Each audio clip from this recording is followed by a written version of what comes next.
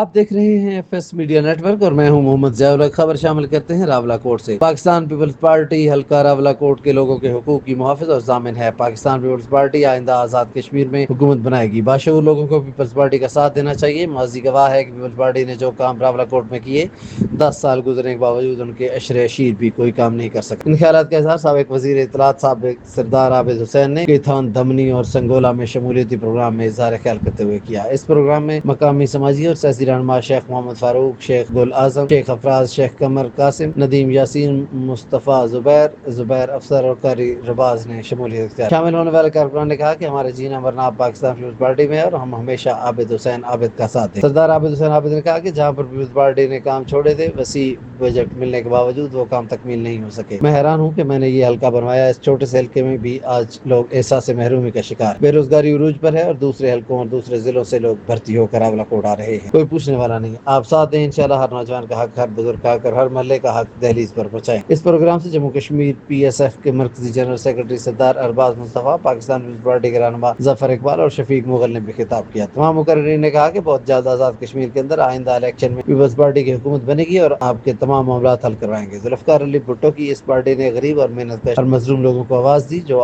آواز آج بھی ان پہاڑوں میں، ان چوکوں اور چوراہوں میں گونج رہی ہے۔ اور انشاءاللہ شہید ذوالفقار علی بھٹو کے پروگرام اور مشن کو عملی جمع پہناتے ہوئے ہم لوگوں کی ترقی کے لیے بھرپور کردار ادا کریں۔ سبسکرائب کیجیے F S media network اور دیکھتے رہیے زیادہ ترین تبصرے۔